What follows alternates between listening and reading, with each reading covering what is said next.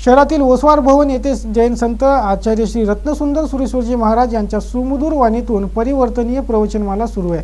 शेकडो भाविक या परिवर्तनीय प्रवचनमालेचा लाभ घेत आहेत। स्थानिक ओसवाल भवन येथे सुरू असलेल्या परिवर्तनीय प्रवचनमालेचा शेकडो भाविक लाभ घेत आहेत। आचार्य श्री जैन संत रत्नसुंदर सुरेश्वरजी महाराज हे त्यांच्या प्रखर व ओजस्वी वाणीतून विभिन्न ज्वलंत विषयांवर प्रकाश टाकीत आहेत। रविवारी महाराजांनी सांस्कृतिक आचरणावर प्रकाश टाकला। खासदार आनंदराव अडसूळ, आमदार अभिजित अडसूळ, माजी खासदार अनंत गुडे, नवनीत राणा, पूर्व राज्यमंत्री डॉक्टर सुनील देशमुख, मनपा पक्षनेता बबलू शेखावत सहित विभिन्न मान्यवर मंडळी आवर्जून या प्रवचनमालेला हजर राहिले होते। आपको कुछ करना चाहिए, बस वो सीधी फैशन लगा दो, 2-3 आदमी को बिठा दो, बस बात चली। आपके पिताजी छेद वाले कपड़े पहनते तुम डिस्टर्ब होते थे, समझ गया मैं क्या कहना चाहूँ। आज जीन्स वाले छेद करके पहनते हैं, कमाल का पागलपन मैं तो समझ नहीं पाता हूँ। यही कपड़े तुम मेरे पिताजी पहनते, तुम गरीब बोलते थे, पिताजी यू आर पुअर मैन। और ये अभी जो जनरेशन आई है, कमाल कमाल, वो ऐसे कपड़े पहने जैसे मजदूर लगता है, एक नंबर का। अमरावती में कुली बना दो उनको, और वो ऐसे चलता है जैसे अमरावती का प्रिंस हो गया। क्या मालूम बरमुडा पहनता है, न ऊपर का न नीचे का, ये क्या लेके बैठा है तू। बस तुम नाम दे दो कुछ भी, बस बरमुडा बरमुडा चलेगा, बस वो क्रेज। बस तुम मेरे पास कुछ अक्ल तो है ही नहीं, ये तो है ही नहीं ऊपर वाला, बिल्कुल बिल्कुल दिमाग पे क्या मालूम अंदर कुछ है कि नहीं तू मेरे पास। मगर एक ने लिया, दूसरे ने लिया, तीसरे ने लिया, ये चली भीड़। बंबई में एक आदमी था, लाइन इतनी बड़ी थी, खड़े रह गया। किसने पूछा यार क्या करता है, तो पत्नी ने बोला जहां भी लाइन हो खड़े रह जाना। उसने बोला मूत्री की लाइन है। तब बोला अरे मुझे तो मालूम भी नहीं था ये, तुम कहीं भी खड़े रह जाते हो। एक ने बरमुडा लाया, दूसरे ने लाया, किसी ने जींस ला के, और ये लड़की को पूछो ये तो और पागल है। नहीं, आज मिस सौंदर्य की स्पर्धा चल रही है, तुम तो देखते नहीं हो, मैं बंबई में जाके आया। इस देश में एक मिस सौंदर्य की स्पर्धा शुरू हुई, दुनिया में सबसे रूपवती क्या, फिर मिस बंबई चली, फिर मिस बोरीवली चली, फिर बोरीवली में एक जामली गली चली, एक गली में मिस का सौंदर्य शुरू हो गया। और मैं गवा देता हूं इस साधु व्यासपीठ पे, झूठ नहीं बोलूंगा। मेरे पास बाप आया था, उसने बताया महाराज साहब मेरे अपार्टमेंट में मिस की सौंदर्य स्पर्धा शुरू हो गई। मेरी खुद की बेटी जिसको मैंने संस्कार देके तैयार किए, मेरे सामने कपड़ा उतार रही है, मैं महाराज साहब कुछ बोल नहीं सकता हूं। एक बाप के सामने बेटी कपड़ा उतार रही है मिस सौंदर्यवती बनने के लिए, और ये बाप हेल्पलेस महसूस करता है महाराज साहब I can't see anything, I can't speak anything, what I can do. ये तुम्हारा माहौल चल रहा है, भीड़ ने तुम्हें और इस देश में चल रहा है। सबसे सेक्सी स्त्री कौन, ये बदमाशी। कोई तुम्हें सीता, नर्मदा, सुंदरी, अहल्या, कोई झांसी की रानी कोई नहीं मिली। सबसे सेक्सी स्त्री कौन, इनका सर्वे। और ये पेपर वाले पूरे जम के फ्रंट पे देते कि हिंदुस्तान में सबसे सेक्सी स्त्री, सबसे सेक्सी पुरुष ये तुम्हारे माहौल के बीच में। एक बात बताना चाहता हूं, भगवान से मैं प्रार्थना करता हूं तू मेरे जीवन को बचाने में मैं सफल बन जाऊं या न बन जाऊं, मगर मेरा जीवन बच जाए तो अभी भगवान को मैं धन्यवाद दूंगा। तू मेरे जीवन को बचाने का हमने खत्म कर दिया, कौन बचाएगा तुम्हें। आपके घर में आपकी बेटी ये कर रही है और बाप हेल्पलेस महसूस कर रहा है। ये लड़कियों भागती चली,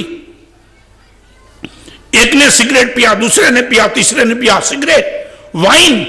इंदौर के बाजार में चले, मैं इंदौर में चातुर्मास करके आया। अब इंदौर से जो आ रहे लड़के मुझे बोल रहे महाराज साहब आपके चातुर्मास में जो इंदौर था आप आज आ जाओ, अब इंदौर बिल्कुल पलट गया, बिल्कुल टोटली यू टर्न मार दिया है। गली गली पे रोड पे जाओ महाराज साहब, सिगरेट पीने वाली और वाइन पीने वाली लड़की जम के मिलेगी। पुणे में मिलती है, इंदौर में मिलती है, दिल्ली में मिलती है। कल ये पुणे में जो हुआ, दिल्ली में हुआ, जो इंदौर में हो रहा है, मे बी पॉसिबल ये वायरस कल अमरावती में भी आ सकता है। ये भीड़ के पीछे पागल, किसी ने बताया बेटी को कि बेटी ये तेरा ये कल्चर नहीं है अपना, ये कल्चर नहीं।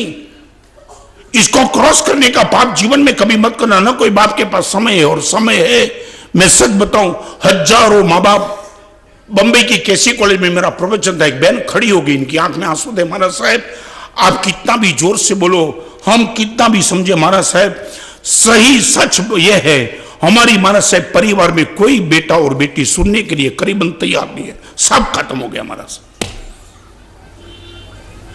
ये चढ़ा है भीड़ का नशा। बाजार में कुछ भी रोको चलता है, बाजार में कुछ भी रोको चलता है, तुम पागल होकर लेने के दौड़ते हो।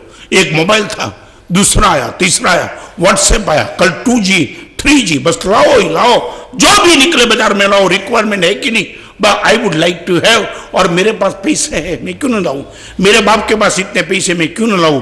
इस माहौल के बीच में तुमने सब कुछ खत्म कर दिया। जिल्ह्यातील ऐतिहासिक असा ठेवा म्हणजे नॅरो गेज रेल्वे रुळावरून धावणारी झुकझुक गाडी शकुंतला। इंग्रजांनी सुरू केलेल्या या शकुंतलाचा प्रवास आजही त्याच खडतळ वाटेवर सुरू असून या ऐतिहासिक झुकझुक गाडीला आणखी किती काळ अवहेलना सहन करावी लागेल हा प्रश्न सध्या तरी अनुत्तरितच आहे।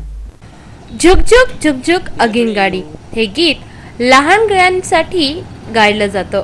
जिल्ह्यात ही झुकझुक गाडी शकुंतलाच्या रूपाने अस्तित्वात आहे। ब्रिटिशांनी सुरू केलेली ही शकुंतला आजही खडतर वाटेवरच धावते आहे। या शकुंतलाचे रूट जमिनीत धस्त आहेत। या मार्गावरचे ब्रिजही जीर्ण झाले आहेत। तरीही बिचारी शकुंतला ऐतिहासिक ठेवा जपीत रोज ये जा करते। कधी संपेल या शकुंतलाचा वनवास देव जाणे।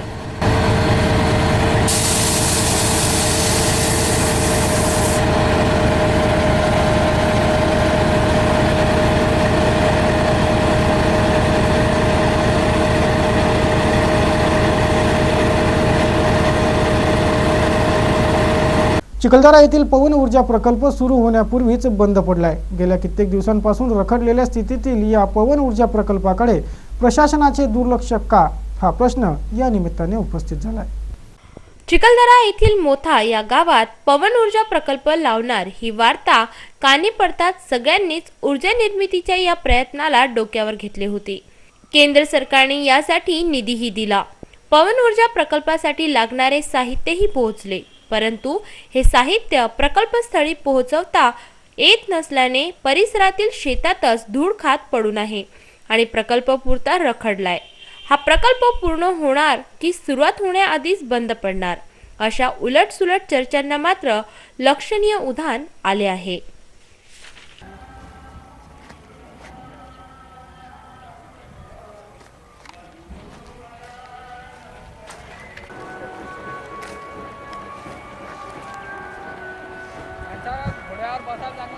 नुकत्याच बरसलेल्या अवेळी पाऊस व गारपिटीने संत्रा पिकाचं खूप नुकसान झालंय। त्यामुळे संत्रा उत्पादकांनी पीक नुकसानाच्या भरपाईची मागणी रेटली आहे।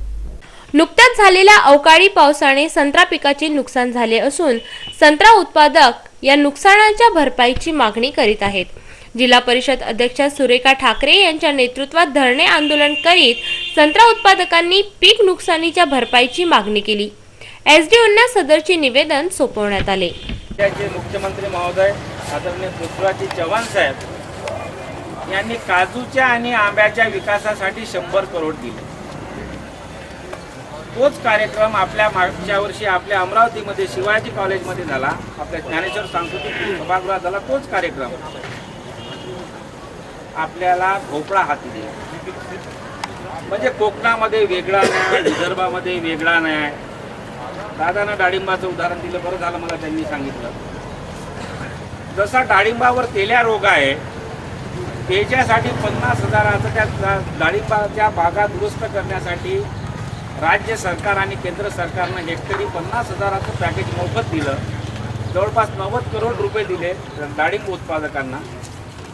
मात्र संत्रा उत्पादकांची जी डिंक्या रोग निर्मूलनाची 56,118 रुपयाची जी योजना राज्य सरकारनं मंजूर केली, राज्य सरकारचा साधारणतः 25% सहभाग आणि 75% केंद्र सरकारचा सहभाग फेब्रुवारी 2009ला आदरणीय पवार साहेबांनी घोषणा केलेली आहे का हे आम्ही शेतकऱ्यापर्यंत देऊ।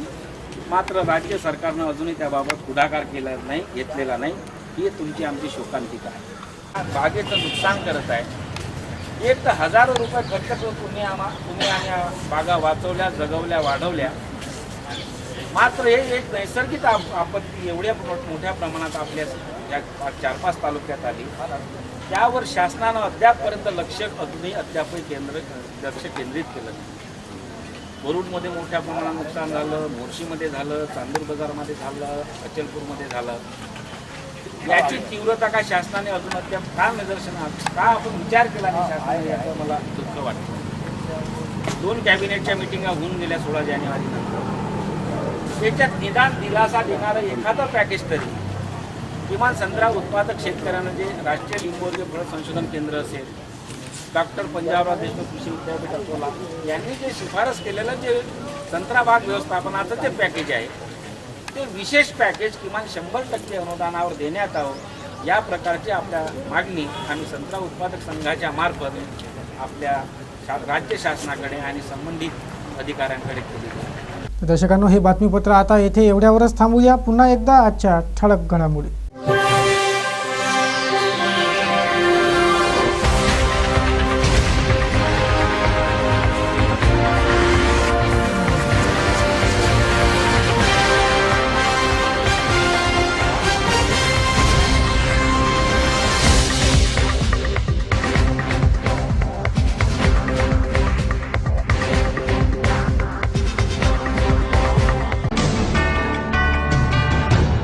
वेळ झाली आहे आपली रजा घेण्याची. आपणास काही माहिती द्यायची असेल, काही सुचवायची असेल तर थेट आमच्याशी संपर्क करा.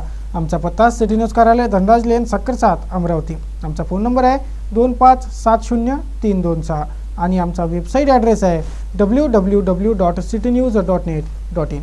अचूक, सडेतोड, निर्भीड बातम्यांसाठी बघत रहा फक्त सिटी न्यूज. सिटी न्यूज, सजग समाजाचे दक्ष प्रहरी.